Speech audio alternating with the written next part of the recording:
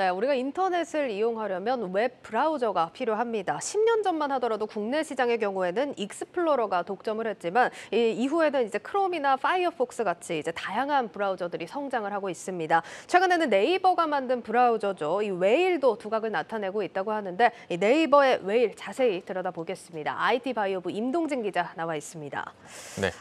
임 기자, 일단 이제 웹 브라우저 대명사였던 사실 인터넷 익스플로러가 좀 철수를 하면서 시장 변동이 좀 일어나고 있는 상황인 거죠, 지금? 네, 맞습니다. 이 그래프를 한번 보면서 같이 좀 설명을 드려야 될 것 같습니다. 앞서 인터넷 익스플로러는 1995년 출시돼서 2013년까지 새로운 버전이 나왔었는데요. 네. 승승장구했지만 보안성을 포함한 이 기반 기술이 웹의 발전을 따라가지 못했고 또 가볍고 다양한 확장 기능을 제공하는 이 파이어폭스, 크롬이 부상했습니다. 또한 이 스마트폰 시대가 열렸지만 계속 윈도우만 고수하면서 점차 이용자들의 선택을 받지 못했고 마침내 철수를 결정한 겁니다. 이제는 크롬이 글로벌 대세로 자리 잡고 있고 예. 그 밑에 애플의 사파리가 점유율을 확대해가고 있는 모습입니다. 저도 지금 표에 나와 있는 크롬이나 사파리 같이 다양한 브라우저들을 쓰고 있는 것 같은데 네이버 웨일은 사실 좀 생소하거든요. 국내 네. 시장 성장세는 좀 어떻습니까? 네, 웨일이 사실 2017년 이후에 이제 나왔는데 지금 몇 년 안 됐는데 많이 성장한 모습을 보여주고 있습니다.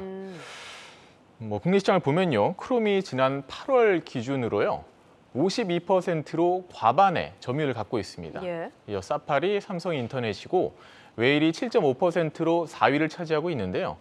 웨일의 점유율은 2018년 말까지만 해도 1% 미만이었지만 2019년 말에는 5.82%, 2020년 말에는 8.2%, 올해 1월에는 처음으로 9%에 진입했고 지난달까지 이를 유지해왔습니다. 웨일은 점유율을 2024년까지 국내 1위에 올려놓겠다는 목표를 제시한 바 있지만 현재는 수개월째 정체되어 있는 모습인데요. 네. 웨일의 점유율 확대의 가장 큰 걸림돌은 아이러니하게도 스마트폰의 영향이 큽니다.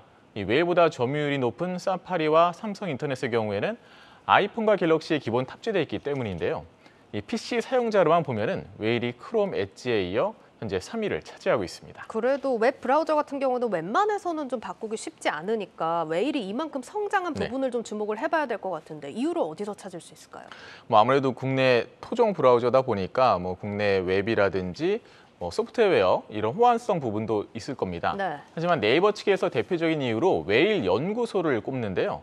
이 웨일 연구소는 한마디로 이 사용자 친화적인 그런 연구소라 보시면 되는데 웨일 개발자와 일반 사용자들이 소통하는 공간입니다. 원하는 기능에 대한 아이디어를 제공하고 피드백을 주고 이런 과정을 통해서 사용자들이 높은 호응을 받은 겁니다. 익스플로러든 크롬이든 브라우저들은 잘 만든 제품이고 알아서 업데이트를 할 테니까 알아서 잘 써주세요. 이런 스탠스라면 예. 네, 이 웨일은 우리 함께 잘 만들어 보자. 이런 차이가 있는데 이런 부분이 이용자들의 마음을 사로잡았다는 겁니다. HWP 이 한글 파일을 브라우저에서 바로 볼 수 있도록 한 기능이나 네. 하나의 창을 2개로 나눠 쓸 수 있는 기능, 종류에 상관없이 스마트폰에서 PC로 파일을 바로 보낼 수 있는 애플의 에어드랍과 비슷한 그린드랍 등이 대표적입니다. 알겠습니다. 네이버가 이제 왜 이렇게 브라우저를 키우고 있는지 이런 부분에 대해서도 한번 살펴볼 필요가 있을 것 같은데 네. 웨일 점유율이 늘면은 네이버에는 어떤 영향이 있는 겁니까? 일단 네이버에서 얘기하는 거는 웨일은 단순한 브라우저가 아니다. 네, 이겁니다. 네이버의 다른 서비스, 플랫폼을 연결해주는 인프라로 보시면 좋을 것 같은데요. 먼저 웨일의 기본 페이지가 네이버이기 때문에 웨일을 사용할 경우 이 검색 등 네이버 서비스에 대한 접근성이 강화되고요. 예. 거기에 따른 당연히 광고 수입이나 수수료 수입도 늘어날 수 있고 네이버 생태계로 이용자들을 끌어들일 수 있다는 이점이 있습니다. 웨일이 교육 사업에 공을 들이는 이유도 이 같은 전략이 기반이 되고 있다. 이렇게 볼 수 있습니다. 교육 사업 그럼 좀 자세히 들여다볼게요. 어떤 구조입니까 이게? 네, 이 웨일의 현재 이 로그인하는 방법을 보시면 네이버 아이디로 로그인하는 방법이 있고 예. 웨일 스페이스를 통해서 로그인을 하는 방법이 있는데요. 네.